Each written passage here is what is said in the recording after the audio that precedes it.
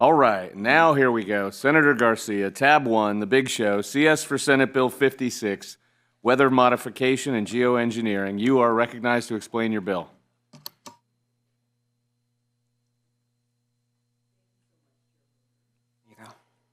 Thank you, Mr. Chair and esteemed committee members. I'm here to present SB56, a critical bill prohibiting geoengineering and weather modification activities within Florida. The bill ensures that our atmosphere and climate are protected from unauthorized interference by individuals, corporations, or other entities seeking to manipulate weather patterns or sunlight intensity. The legislation repeals outdated statutes related to weather modification licensing and establishing also a clear prohibition on the injection, release, or dispersion of substances into the atmosphere for the purpose of altering weather conditions. It also strengthens penalties for violations and provides a mechanism for public reporting of suspected illegal activities. This bill aims to safeguard public health, environment integrity, and Florida's natural climate by ensuring that weather modification does not occur without oversight or accountability. The prohibition of geoengineering and weather modification explicitly bans in this bill the injection, release, or dispersion of chemicals, substances, or devices into the atmosphere to alter temperature, weather patterns, or sunlight intensity within Florida. The prohibition applies to individuals, private corporations, and public entities, ensuring that no one engages in these activities without legal consequences. Anyone found conducting unauthorized geoengineering or weather modification will be guilty of a second-degree misdemeanor, subject to fines of up to $100,000 per violation. Each instance of violation is considered a separate offense, ensuring accountability for repeat offenders. All collected fines will be directed to the Air Pollution Control Trust Fund, supporting efforts to maintain clean air and environment health. Reporting mechanism, recognizing the importance of community oversight, is the essence of this bill. The bill allows residents to report suspected geoengineering activities. The Florida Department of Environment Protection, DEP, will establish a dedicated online portal, email addresses, and phone line for individuals to report violations. DEP is authorized to refer reports to the Department of Health or the Division of Emergency Management Services for further investigation and mitigation. Rulemaking authority for implementation. The bill grants DEP the authority to develop rules to ensure effective ban enforcement. These rules will establish reporting procedures, verification methods, and enforcement mechanisms to hold violators accountable. A repeal of outdated weather modification statutes as well. The bill repeals several sections of Florida law related to outdated weather modification licensing and reporting requirements. These statutes were originally enacted in an era where weather modification was seen as a potential scientific tool, but they no longer serve a practical purpose. The repeal ensures that Florida adapts to modern environmental concerns and eliminates any ambiguity regarding the legality of weather modification. And that is the bill. Members, are there questions? Senator Berman. Thank you, Mr. Chair. Senator Garcia, have there been any documented cases in Florida of the type of activities described in the bill? Senator Garcia. Thank you, Chair. Well, precisely because there is no real system in place. So we had a method in place for permitting for weather modification, but there has not been any requests in the past 10 years. Yet many of us senators receive concerns and complaints on a regular basis regarding these condensation trails, AKA chemtrails to many. There's a lot of skepticism with regards to this. And basically what I wanted to do with this is try to look for a way to separate fact from fiction and start to create a methodology where people feel comfortable by confirming what it is that they're seeing, creating a system to log, track, and mitigate if necessary. Additional questions, Senator Berman. Thank you, Mr. Chair. So you mentioned about the permitting system in Florida. Do we have a record of the last time that DEP issued a permit or license for weather modification activities? Senator Garcia. Chair, thank you. My understanding is that we do, and that's precisely why I mentioned that. I think that the last time that there had been a request for a permit was probably 10 years ago. And they usually it's done also via federally, and basically you reach out to NOAA, and you notify them that you are going to take part in whatever kind of weather modification. Now, there's for cloud seeding, there's for solar radiation modification, and there has been a lot of concern, even amongst the strong climate change community, that there isn't enough data to back some of the experiments that are currently going on, and there's too much at risk. And so they're looking at, a risk versus risk, and a huge concern about how far people can go without any type of oversight regarding this type of issue. Additional questions? So, Senator Berman. yeah, thank you, Mr. Chair. So you're saying that you think that even though there's been no license issued during the last 10 years, that there is weather modification activities taking place in the state of Florida? Senator Garcia.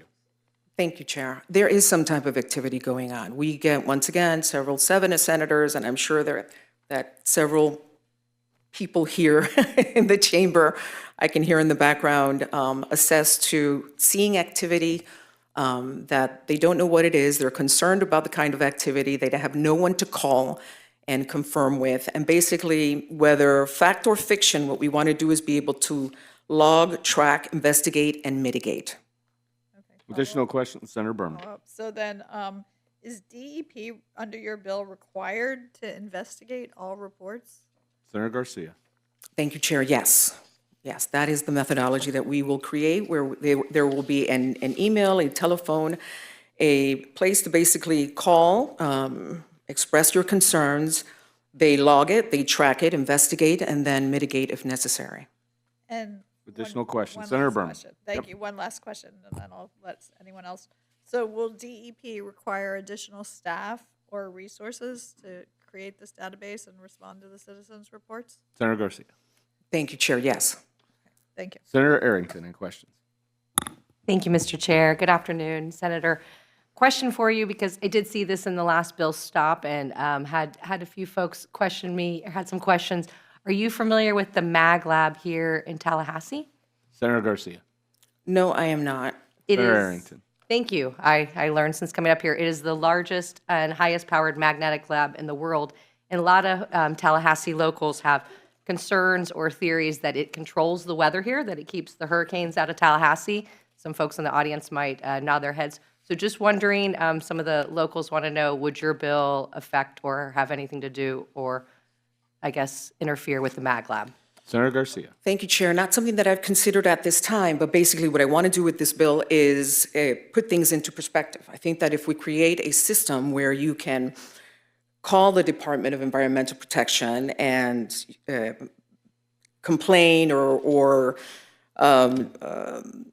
have your concerned, have your skepticism listened to, I think that that's where we need to start. There's a lot of scientific inquiries and conspiracy theories going on out there, and I think it's very important to differentiate between one and the other. And I think that this is a good place to start. You can call the Department of Environmental Protection. You can tell them your complaint or your concern. They log it, they investigate, and then they turn around and mitigate. What we can't do is shut down the conversation, or shut down the legitimate concerns that many have had regarding activity, aerial activity that we've seen, whether it's been by airplanes, whether it's been drones, whether it's been balloons. I think that healthy skepticism is an important part of the scientific dialogue. While some ideas can be labeled as conspiracy theories because they lack empirical evidence, there's been a lot of activity that I have seen with regards to, let's say, SRM, the solar radiation modification, that's been very concerning to me, because once again, you can basically just notify NOAA and then just go up there and say, hey, well, guess what? I'm going to control, the amount of rays that the sun is reflecting in a particular area. All, even amongst the climate change community, something that's been very concerning, and there hasn't been enough what they call, there's a strong term for their data. There hasn't been enough of it, enough data in order to continue with some of these experiments that just anybody has gone about doing. So basically, we want to know in Florida what your concerns are, and I think that the best place for us to start here in Florida is, if we haven't had a request for a permit for cloud seeding in the last 10 years, then let's shut it down. Let's start looking at some of the concerns, tracking them, investigating, and then mitigating if need be. Additional questions of the sponsor? Seeing none, we are in public testimony. All right. Augustus DeRico, did I say that right? Yes. Come on up.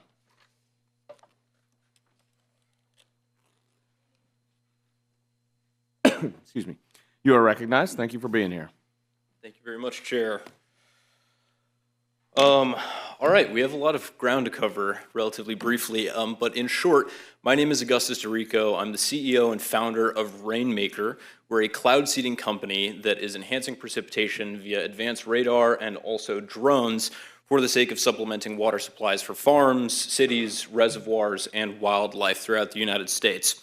Our ultimate vision is to end water scarcity, and we've begun that mission already. I'm testifying to not oppose the spirit of this bill, which I think is well-founded, but the current configuration of the bill that I think would impede this mission for ending water scarcity, and also for bringing the best-in-class technology to Florida and the rest of the United States. And so the first point that I'd like to make is the difference between solar radiation management and cloud seeding. And so Senator Garcia did bring this up briefly. Solar radiation management is a very new technology. It's not something that's been tested at length. NOAA has done some very initial experiments on its efficacy. It is attempting to reduce the amount of solar radiation that makes it down to the planet by injecting reflective aerosols into the upper atmosphere. Once you inject these aerosols, they stay in the stratosphere for years. They have effects on the entire climate. The data from these experiments, because the experiments have been so few, is limited. And so the implications of them are not something that are well tested yet.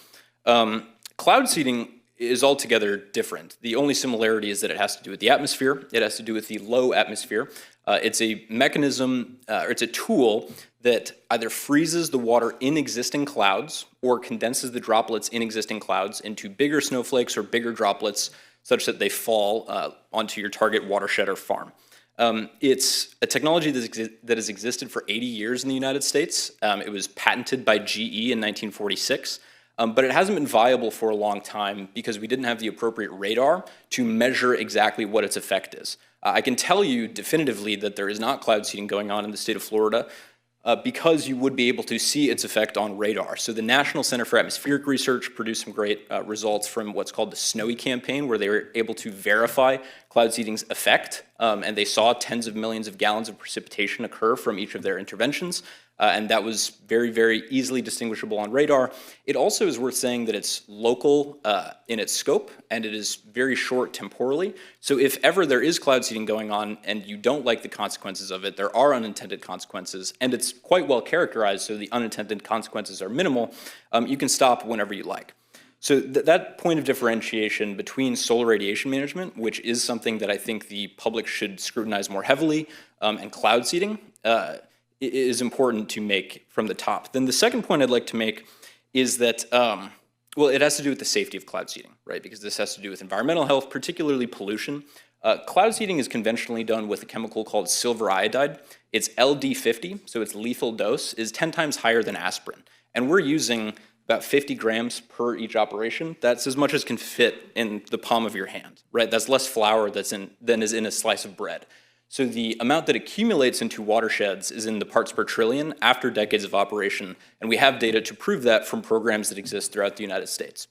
This leads me into another point, which is the precedent that other states have set in cloud seeding permitting and licensing. So I think that, per what I said at the top of my commentary, the spirit of this bill to protect Floridians, to protect Americans from environmental pollution, that is great. And I think that permitting and licensing absolutely should exist. It does exist in states like Texas and Utah and Idaho. So this isn't a blue state or red state issue. California has a process as well. New Mexico has a process. And we don't want anybody wantonly modifying the weather. So implementing a permitting regime so that it's only done responsibly and safely with best-in-class meteorological practices, that makes sense. And we advocate for that. Not only do we advocate for that, we, Rainmaker Technology Corporation, has engineers in all of those states that I mentioned that are actively modifying the weather, that are actively enhancing precipitation for farmers and reservoirs and cities that are undergoing drought. And that brings me into like my third and closing point. Like, what is this bill about? What are we voting on here? Yes, this has to do with Florida, first and foremost. I don't think that burdening the state with more regulation, with more permitting on investigation is something that it would necessarily be excited about, but if it was for the sake of protecting Floridians, that makes sense. I don't think that we want to prevent Florida's access to best-in-class technology for their agriculture and their water and their wildlife, but more than that, it has to do with the United States, both domestically and abroad.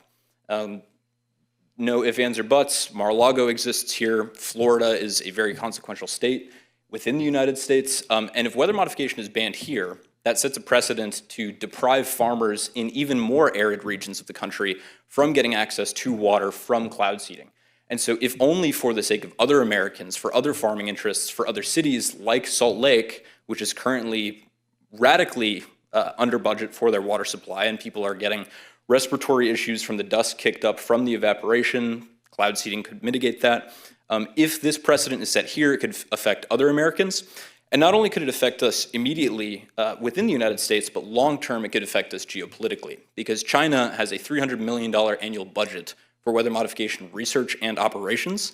And if we are to ban this here, if that precedent is set throughout the rest of the United States and perhaps federally, then we will lose control over the weather to China. And that's not something that I, as a patriot, or I think anybody else in Florida would advocate for. So in closing, I think that permitting and licensing for cloud seeding, which is a technology that other states throughout the union have adopted and created, I advocate for wholeheartedly.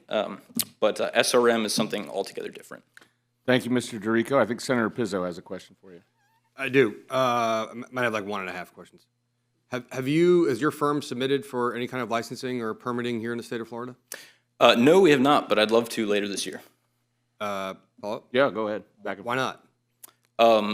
So Utah, Arizona, California, Texas, they have far worse drought issues on a recurring basis than Florida.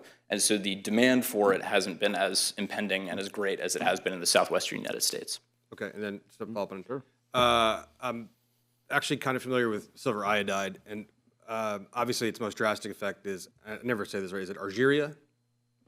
Colloidal silver, I think is what you're thinking of. No, but argyria is a condition that happens when you ingest too many silver particles. Yeah, so silver iodide is different. The iodide molecule, or the iodide atom stabilizes it so it doesn't bioaccumulate either in fat or water. You would just excrete it. Follow? Yep.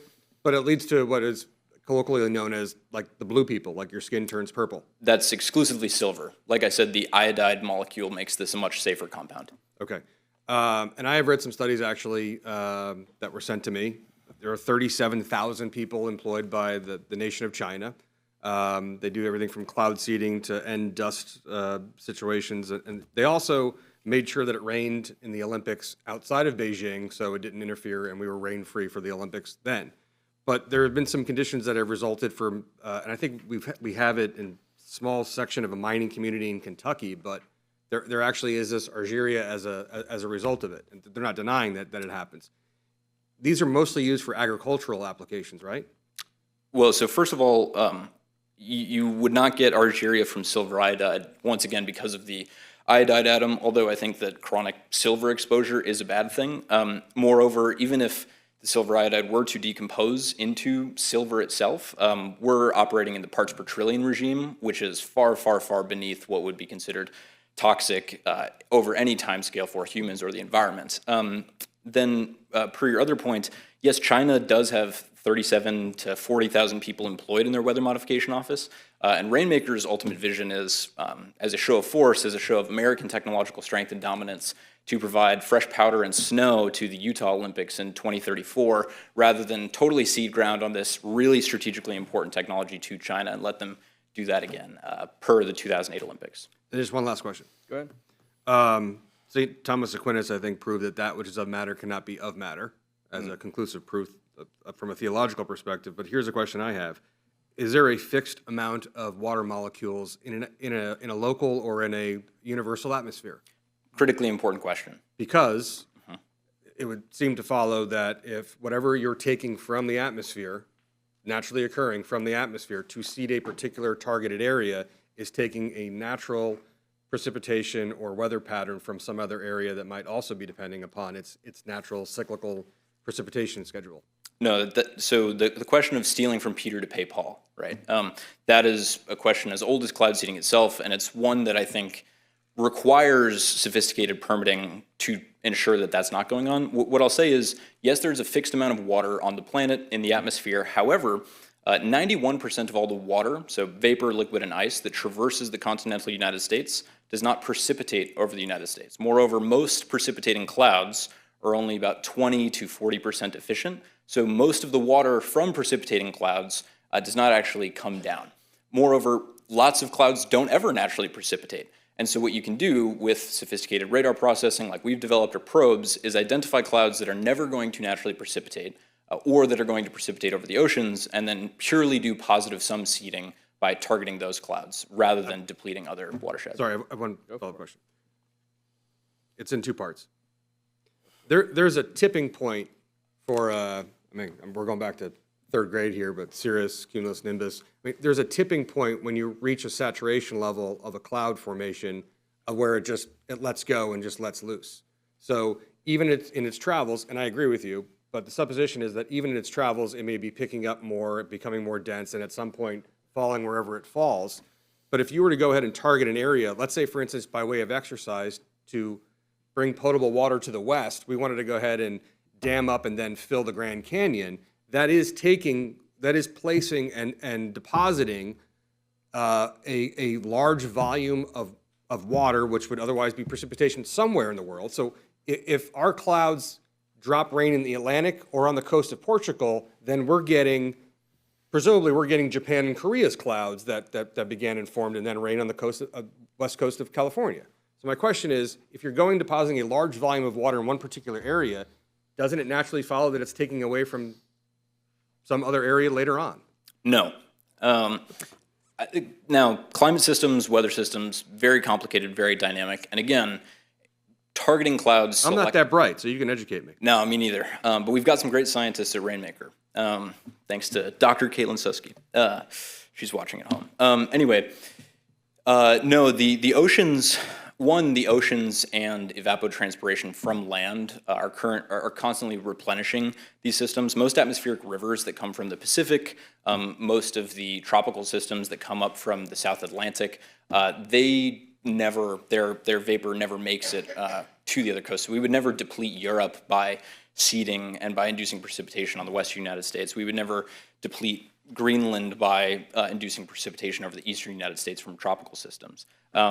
Yes, there's a fixed amount, but there is so much land to traverse and so much water to traverse that would be picked up by these systems later that the, like 1 to 20% in the most favorable cases of precipitation enhancement from these systems would not impede downwind precipitation. Go for it. You said 1 to 20%. Mm-hmm.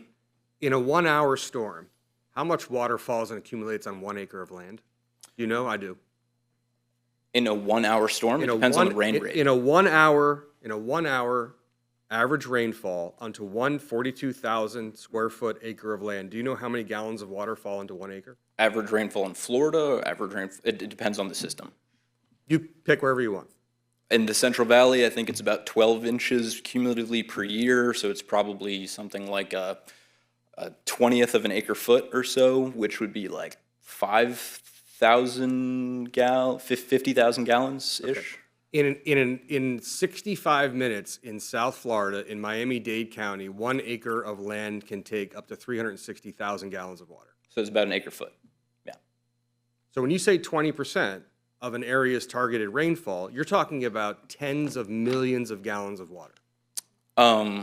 Well, so 2 points on that. First of all, in all of our permits and for all of our licenses, we have suspension criteria, meaning if a system is bound to naturally precipitate above a certain threshold that would cause flooding or risk of flooding, if the soil is saturated such that it couldn't retain more water, then we suspend all operations. And the farmers that we work with often get pissed off about that because they want the water. But for the sake of safety, for the sake of liability, we don't operate when there is risk of flooding. So that's the first point. Then the second point is, in the most optimistic cases, in the most favorable cases, you can enhance precipitation that much. In some clouds, and this is a point worth reiterating, in some clouds you can't make them precipitate at all. If you have a blue sky, we can't make a cloud. If you see long streaks in the sky, be they contrails or chemtrails, that has nothing to do with cloud seeding. Cloud seeding takes existing clouds with lots of liquid water in them and induces precipitation based on what the cloud has available.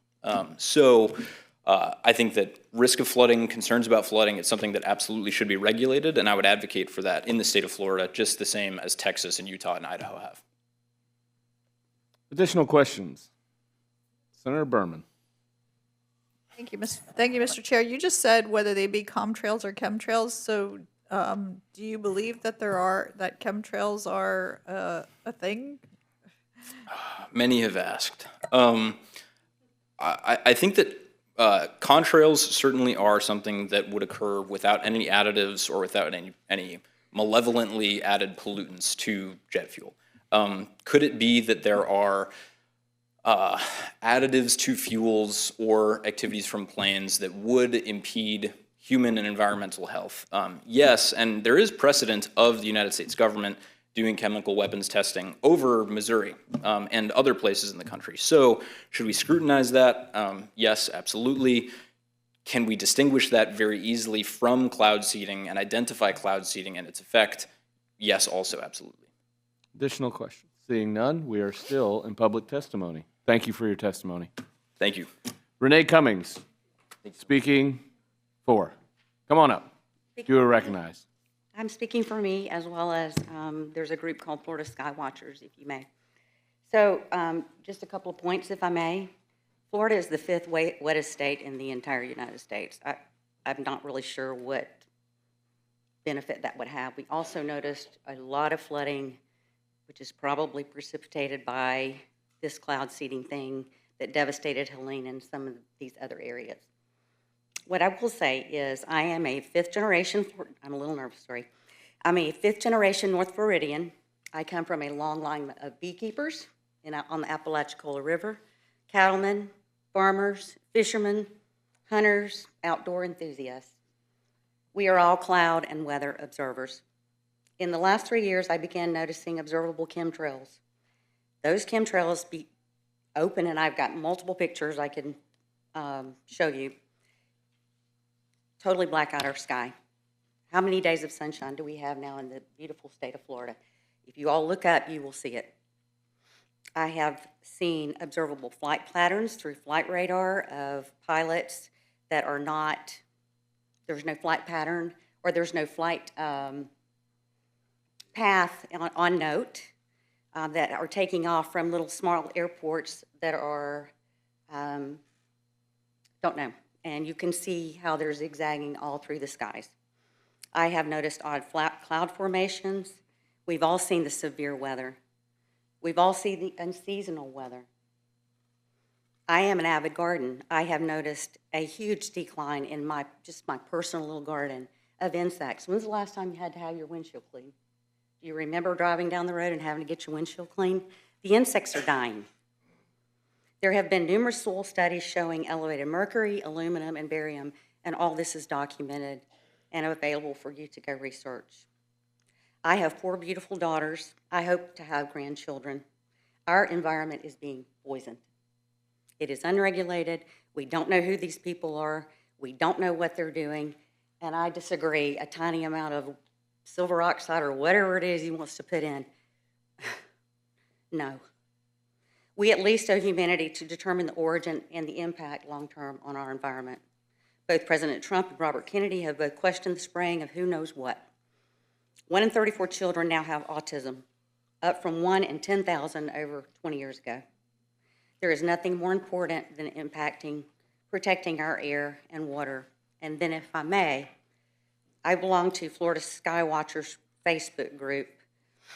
And if you would allow me to read his statement, he was not able to be here today. I am here today as a representative of Florida Sky Watchers. It's a very popular Facebook page, quickly approaching 100,000 followers, has an average 90-day reach of approximately 15 million people for the past 1.5 years now. And I'm telling you what, we're all very upset out here. Florida Sky Watchers is a page dedicated to bringing the truth in climate engineering and weather modification. The admin of the page couldn't be here. On August 11, 2015, James Lee delivered a presentation to the EPA on artificial cirrus clouds caused by airplanes, or more specifically, airplane emissions. In the scientific literature, the word specifically used is contrail cirrus clouds. According to the American Meteorological Society, these clouds are also defined as persistent condensation trails. These are essentially jet exhaust emissions that stay in the sky and persist in the atmosphere, expanding over time to actually become artificial cirrus clouds. These are clouds that are made by man that would not otherwise be there if there wasn't airline traffic. Most of the time, these planes can easily be identified on flight radar programs like Flight Radar 24 or Flight Aware, showing all their information, including an N number, which can easily be searched on FAA.gov. Sometimes these planes do not register, which I said. Many of them are, in fact, commercial airliners.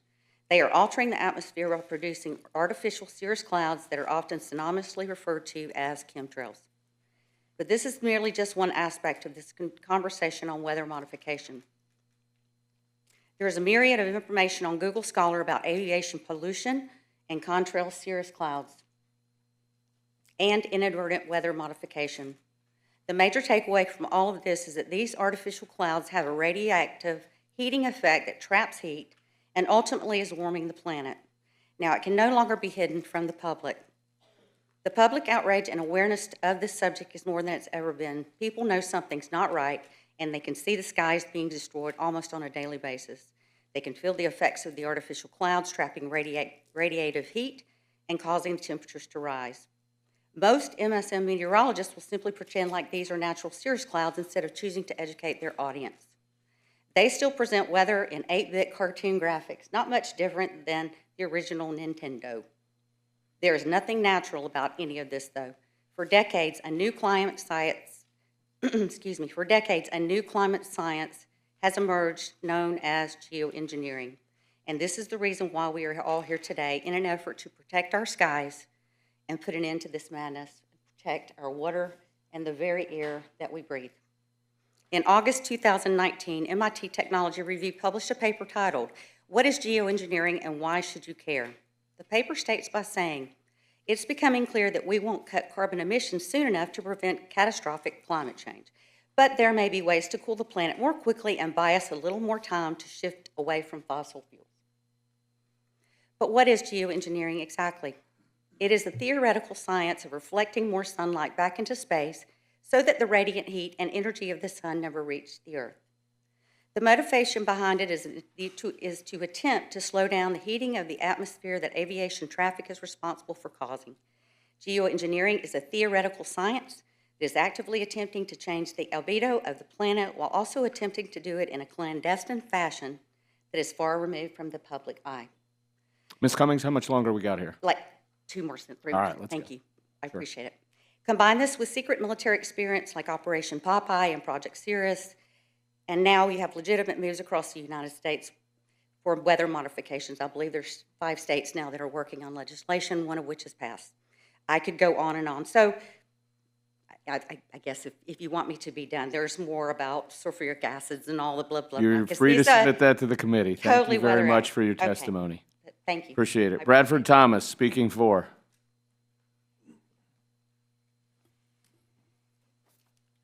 Thank you, Mr. Chairman, Senators.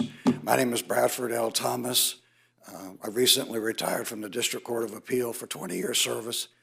Before that, I served as Governor Bush's policy safety coordinator, working in the criminal justice arena, advising the governor and legislature on criminal justice.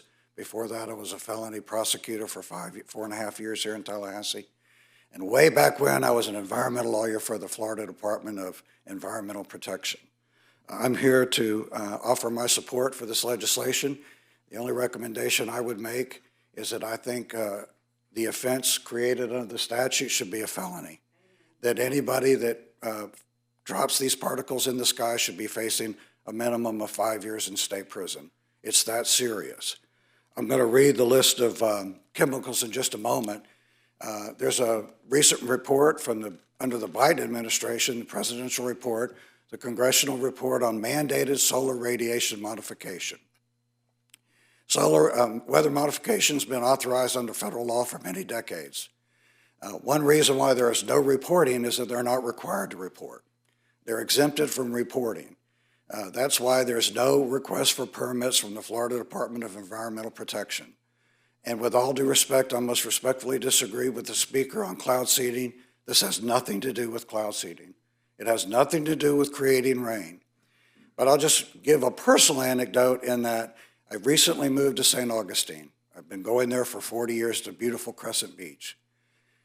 Right after my good friend Nancy McGowan in Jacksonville, who alerted me to this issue, I was walking on the beach and I saw with my own eyes the spraying of these chemicals in the sky.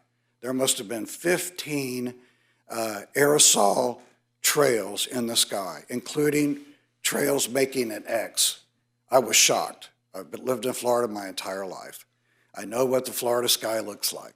I know what clouds look like. These weren't clouds. These weren't jet contrails. These were what is known as stratospheric aerosol injectables. That's exactly what they're called. That is the term. I'd be happy to provide the committee with a cite to the report by the Office of Science and Technology Policy, the Federal Ombudsman Policy Report, that discusses the ramifications of this report.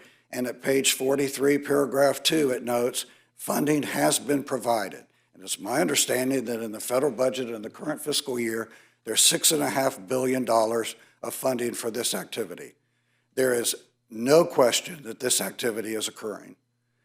I agree with the prior speaker, and I appreciate her comments. In a sense, it is clandestine. And I am so grateful to Senator Garcia and Representative Kevin Steele, who I met with this morning extensively, who also talked about the difference between what we're addressing here and cloud seeding. This is not about cloud seeding. It is not about helping farmers.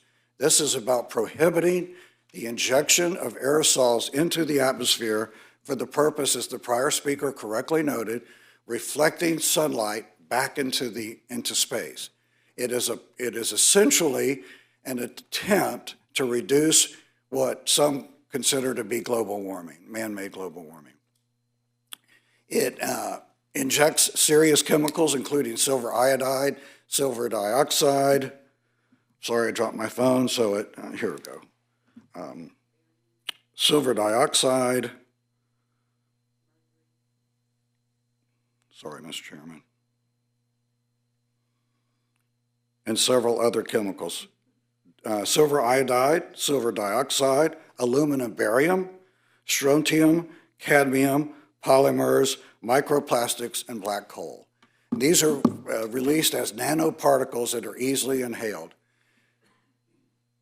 I acknowledge we don't understand the full health ramifications of this activity, although I would submit respectfully, it cannot be good. But I would also acknowledge that this is an attempt to alter the environment. There's no question about it. I sent several pictures to Senator Garcia's aide. I've sent photographs images to Representative Steele. Representative Steele showed me extensive images that he's observed from his farmland, his acreage in Pasco County. There is no question, these are not jet aircraft flying commercial flights. These are airplanes flying and injecting aerosols into the sky in an attempt to, as Mr. Gates referred to it, Bill Gates, as I recall, dim the sun. It's an attempt at sun dimming. I would urge the Senate committee, I respectfully appreciate the chairman for hearing the bill. And I worked in the Senate a long time ago. I appreciate that. And I would urge the committee to approve the bill. I would recommend, I hope Senator Garcia will consider increasing the criminal penalty to a felony. If a pilot knows it's a felony before he goes into the sky or she and disperses these chemicals, that pilot will think twice. Thank you, Mr. Chairman. Thank you for your testimony, Mr. Thomas. I think Senator Pizzo has a question. You were a judge for 20 years. Yes, sir. Thank you for your service. Your Honor, I have a question for you that you'll understand and maybe somewhat. Cui bono? Who benefits? Yeah, who's going to great expense to, and we would have to argue, I mean, jet fuel alone or airplanes alone, who benefits in particular, who is spending this amount of money? Is it an experimental phase? Is it actually for a commercial purpose? Like who's benefiting, who's outlaying the funds to do this? The federal taxpayers, Senator. The federal taxpayers are spending approximately $6.5 billion this fiscal year, who's benefiting, I assume, and this is not to cast aspersions. Sure. If I had a company and I was offered a contract to disperse these chemicals, perhaps I would do it. Hopefully not. But people are being paid with federal funds to fly these flights. Okay, so follow up? Oh, yeah. Do you believe that the release of chemicals that you're seeing in the air are from contractors who are paid from the federal government? That's my understanding, yes, sir. Okay, so as a former federal judge and a former felony federal prosecutor, we don't have purview over federal law. We don't have purview over what the federal government is doing in coastal areas from a state perspective. We can ask nicely, we can do a resolution, we could do a memorial, but we can't, because it led to my question based on what you were seeing in Right. St. Augustine on Crescent Beach. Was it a Navy exercise? Was it military? Was it something of that sort? So my question for you is, and you're as familiar as anybody in this room, I'm sure, with our purview and our authority, how does the state legislature command and demand the federal government to stop paying contractors to either by experimentation or, and the reason why I ask cui bono, I'm sorry, is it for tourism to benefit better weather or cooler temperatures on the beach? In which case it would be a municipal or county or state tourism kind of extra, who's paying? I know who benefits, but who's paying? Well, I appreciate that, and again, I would just reiterate the federal taxpayers are paying for it. But I very much appreciate the question because in my view, if this is not abated, it's going to destroy coastal tourism. When I was walking on that beach and I looked up into the sky and I saw all these flights, I felt like I was being assaulted by the flights. Now, as far as whether the state of Florida can create a crime, yes, you can. And if that pilot gets into the plane and he's told by the owner of the aircraft company, hey, look, I'm not on the, of course, they should be on the hook too. You're looking at 5 years in state prison. I worked on a lot of state criminal laws. I was fortunate enough to do that working for the legislature and the governor. Any judge in the state of Florida can impose the maximum term for any crime. If I'm a pilot and my owner tells me, hey, I appreciate you doing this, I want to pay you a lot of money, now you may be going to prison for 5 years.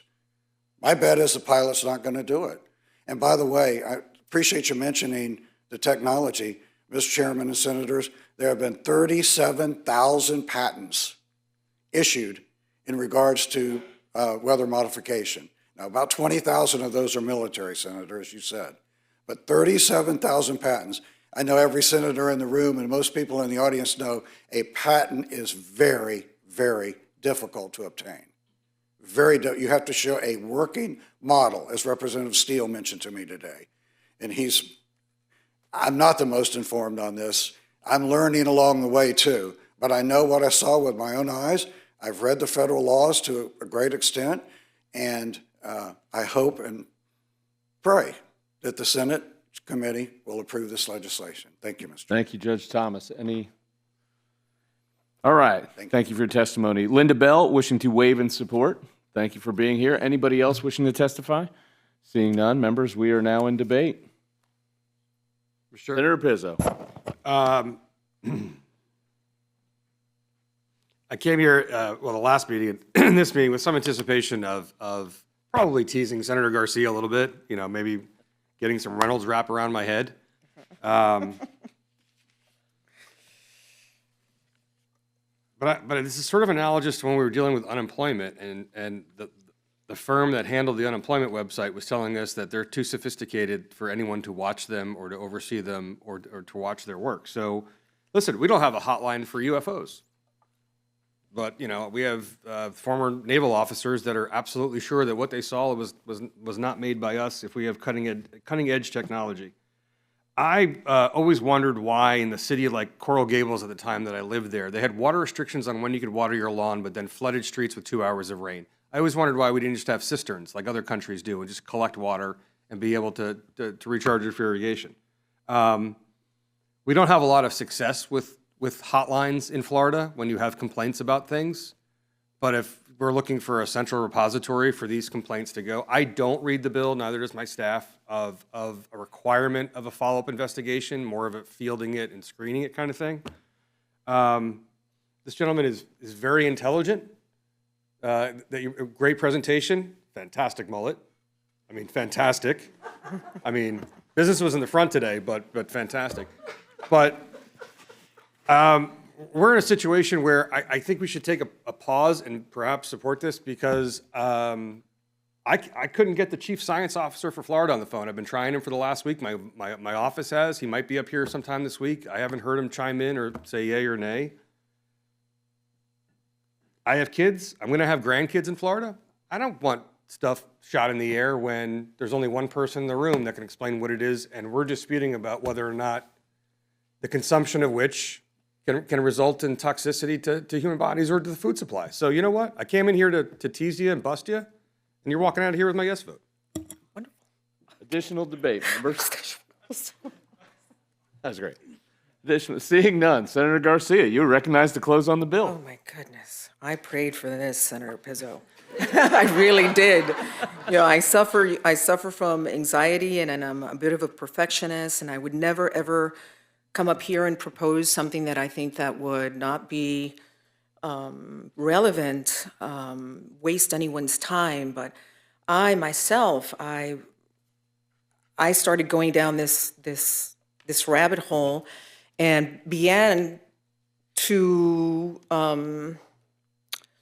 be truly concerned about a lot of the repercussions and the fact that there was no oversight, you know, scientific inquiry versus conspiracy theories. Yet there are legitimate concerns by judges and bee lovers and people who do cloud seeding.